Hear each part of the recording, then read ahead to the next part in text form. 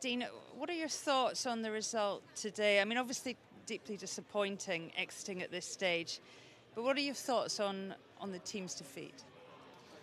Well, I think, like we've said a couple of times, it's really, it would have been so nice to be able to reward the team as a whole with some good results, and to get a couple of wins at least, like over this the semi-final,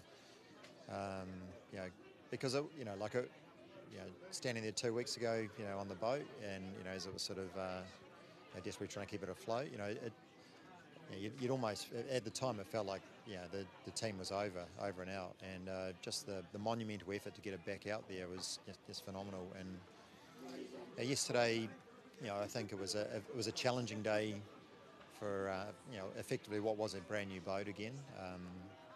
And so it was, like in some ways, was an achievement to get around. We always want to win and we want to race well, but so it was disappointing not to be able to race it as well as we like. Today we went out there knowing that we could easily go out there and win a couple of races if we could put it all together. But we're just up against a team that were polished. They were sharp and made no mistakes. And so, very disappointing to go out, particularly right now. And it's I'm sure it's going to take a few days to really sink in. How much do you think that capsize has played a part in it? Well, at the time you try and think about it as not really having too big a impact, in the fact that we had the boat back out on the water. But I think the lost sailing days really is the thing you underestimate. We weren't quite as sharp as we needed to be around the starting area, and just all of the mechanics, the execution of manoeuvres and things. We just made too many small mistakes, and it adds up. And you can't expect to give away an advantage at the start and be able to sail back up, and pass boats. You've got to treat every race as your even performance, and you've got to sail better than the other guy. And so I think just probably that little bit of race sharpness is the one thing that you really really lack. Just lastly,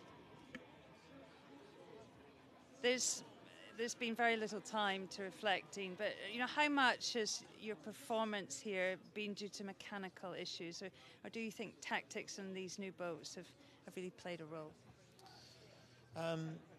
We're in a class which is it's just purely development. Yes, you've got to sail the boats well. Yes, you've got to execute manoeuvres. You've got to start well. All the normal things. It's no different to any other racing you do.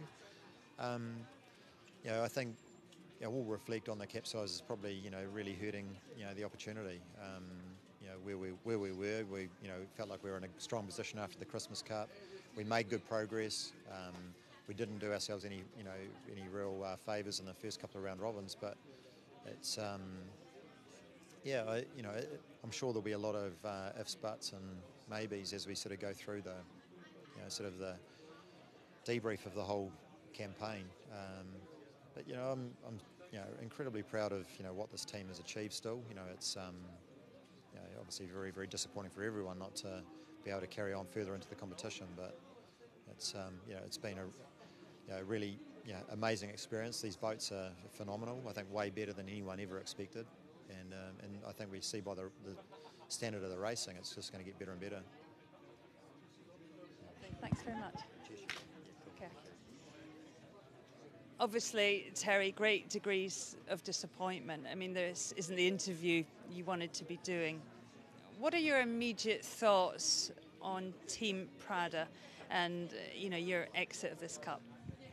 Well, my immediate thoughts are that Luna Rossa did a really good job of developing their boat over the last, in between round robin 3 and 4 and the semis, and they clearly are a step on from where they were. They were a step on from where we raced them on that dreadful day. And, I think it's going to be an interesting competition. I agree with what Jimmy and Kiko both said. Coming through the semis in some ways is a blessing in disguise because you get to keep racing and keep developing. Ultimately, this result, Terry, is it down to the capsize? How much is it down to that terrible moment? I'm probably a bit too close to it to answer that question objectively. But I felt the program was rolling along pretty well up until then. And we'd had 2 not great days on the Friday and Saturday prior to the round robins. And there we were having a great race. And so we'll never be able to answer the question of how much more we would have developed in that time, which we know in the pace we were going was going to be a meaningful improvement in our performance. And what was clearly on display was Luna Rosa's improvement in their boat speed, in their starting, in their communications, all the lessons that they learned, they improved upon. And so, it's sport, it's competition. If you sit on the sideline for one, you don't want to miss the next play. Terry, it's early days, I know, but you've got a great team here. What are your thoughts on American Magic and whether we will see you in the Cup in the future? Yeah, I think you're right. I think we have a great team. I think from the senior leadership and Happen, Doug and Roger and Commodore Lotz and Commodore Culver, I mean, we're truly blessed to be in the situations that we're in. If they allow it to happen, they know I'm in 110%. And the nice thing is we have such good relationships, and they know they've had their first taste out of it. They know what it takes to do it, and if they feel that it's a worthy cause, then why not? Why shouldn't we keep chasing it? Because I believe that it's one of those life achievements that is absolutely worth chasing. But we'll see.